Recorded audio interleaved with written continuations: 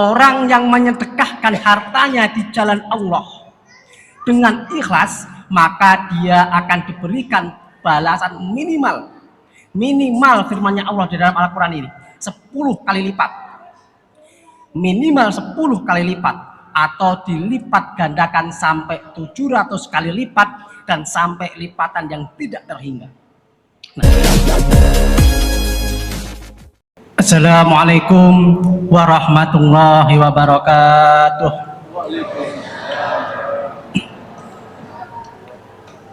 Bismillahirrahmanirrahim.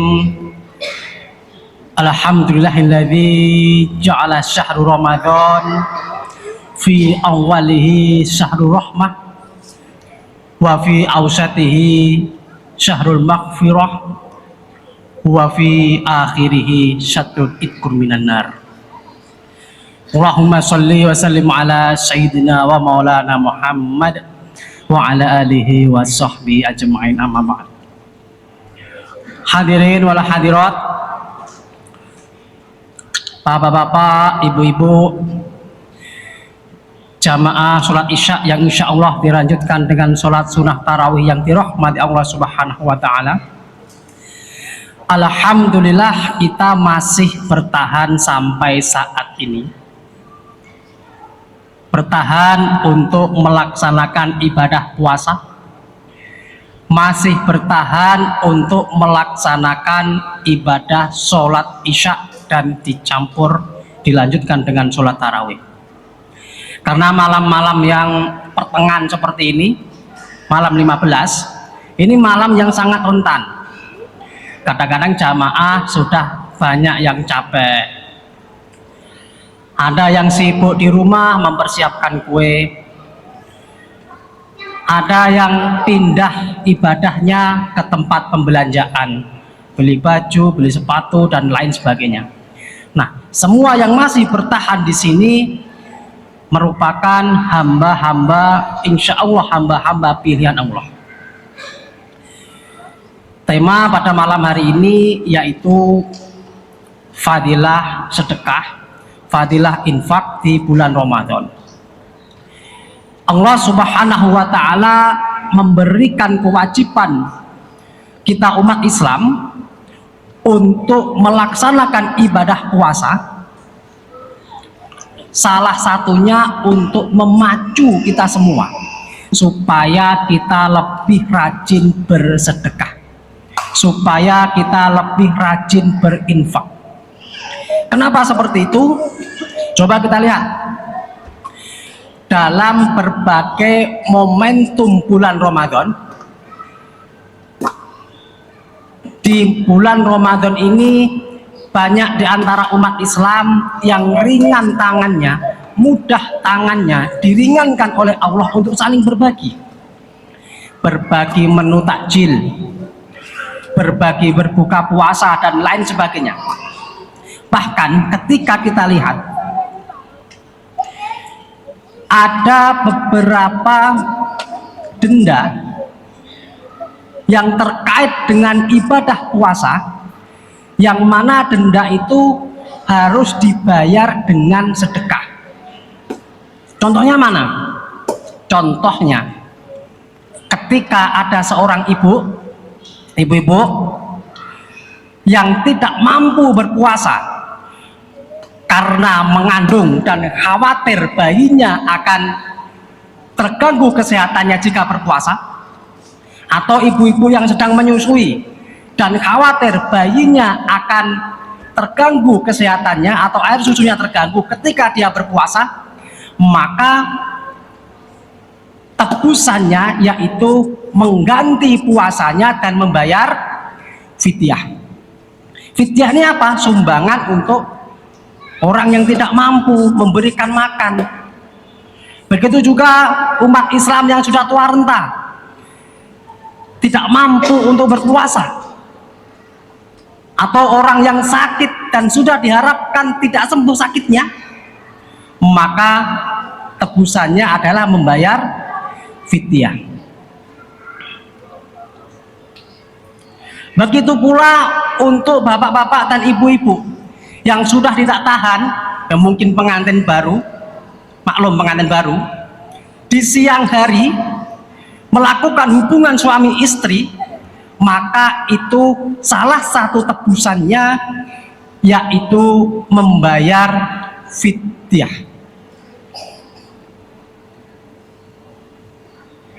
Nah,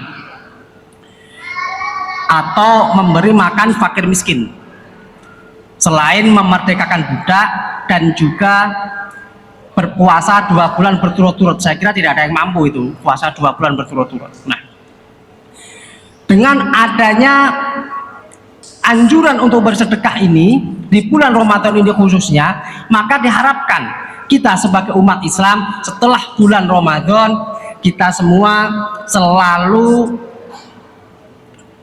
meningkatkan kualitas diri, meningkatkan kemampuan, dan meningkatkan niat keikhlasan untuk selalu berbagi dan bersedekah. Hadirin wal hadirat jamaah sholat isya yang dirahmati Allah Subhanahu wa taala, ada salah satu hadis Rasulullah SAW terkait dengan puasa Ramadan. Syahrul Ramadan mu'allaqun bainas sama'i wal ardh la yarfa'u ilallah illa bizakatil fitri. Pahala puasa seorang muslim ini sebenarnya masih tergantung di antara langit dan bumi, belum diangkat ke atas oleh Allah kecuali sudah dikeluarkan zakat fitrah. Ini berarti zakat fitrah adalah sesuatu yang wajib bagi yang mampu. Ini berarti sedekah adalah sesuatu yang wajib di bulan Ramadan, yaitu khususnya zakat fitrah bagi mereka yang mampu. Nah, Allah Subhanahu wa taala memerintahkan kita bersedekah ini supaya pertama kita lebih meningkatkan rasa kasih sayang antara sesama. Lalu yang kedua, kita mendapatkan tabungan di akhirat. Tabungan apa? Tabungan pahala sedekah. Di dalam Al-Quran, tentu yang sering kita baca setiap hari, karena di bulan-bulan Ramadan ini adalah bulan yang paling laku Al-Quran dibaca. Ada ayat yang berbunyi, matalul ladzina yunfikuna amwalahum fi sabilillahi kamatsali habbatin ambatat sab'a sanabila fi kulli sumbulatin mi'atu habbah wallahu yudha'ifu liman yasha wallahu wasi'un alim. Orang yang menyedekahkan hartanya di jalan Allah dengan ikhlas, maka dia akan diberikan balasan minimal firmannya Allah di dalam Al-Quran ini 10 kali lipat, minimal 10 kali lipat, atau dilipat gandakan sampai 700 kali lipat dan sampai lipatan yang tidak terhingga. Nah, Rasul Shallallahu Alaihi Wasallam dikisahkan bahwa beliau adalah orang yang paling dermawan, tapi ternyata ketika di bulan Ramadan Rasulullah menjadi lebih dermawan dibandingkan bulan-bulan yang lainnya. Namun kadang-kadang dalam bersedekah ini kita semua di era modern seperti ini menghadapi berbagai situasi yang rumit. Kita sering bersedekah, kita ikhlas bersedekah, tapi kadang-kadang hal itu ada serangan-serangan hawa nafsu, ada godaan-godaan nafsu yang akhirnya sedekah kita itu justru diwarnai dengan rasa riak atau rasa pamer. Ibu-ibu atau bapak-bapak, kalau berbagi takjil, mengadakan acara buka puasa bersama di rumah, sering diupload di status WA atau tidak kira-kira? Diupload status WA, lagi acara buka bersama di rumah guys. Loh, kita upload status WA di Instagram, di Facebook, di TikTok dan lain sebagainya. Mungkin niat kita adalah supaya orang lain tertarik dan orang lain juga ikut untuk bersedekah buka bersama. Tapi kadang-kadang ada penilaian lain dari orang bahwa orang ini pamer. Nah, ini yang harus kita jaga-jaga betul.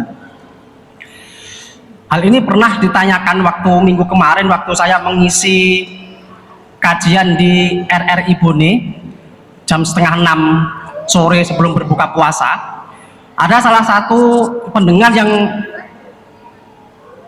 bertanya, Pak Ustaz, bagaimana fenomena berbuka bersama dan berbagi takjil serta mengupload menu berbuka puasa di media sosial? Bukankah nanti itu akan menimbulkan sifat iri dan menimbulkan sifat riya? Saya jawab, pada saat-saat tertentu amal ibadah atau bersedekah itu perlu untuk diumumkan di publik. Untuk apa? Untuk menarik perhatian, bukan perhatian ya, menarik minat dan memberi semangat kepada mereka supaya mereka ikut. Contoh, orang melakukan ibadah haji, ini diumumkan tidak apa-apa, justru kalau nggak diumumkan kadang ini menjadi fitnah.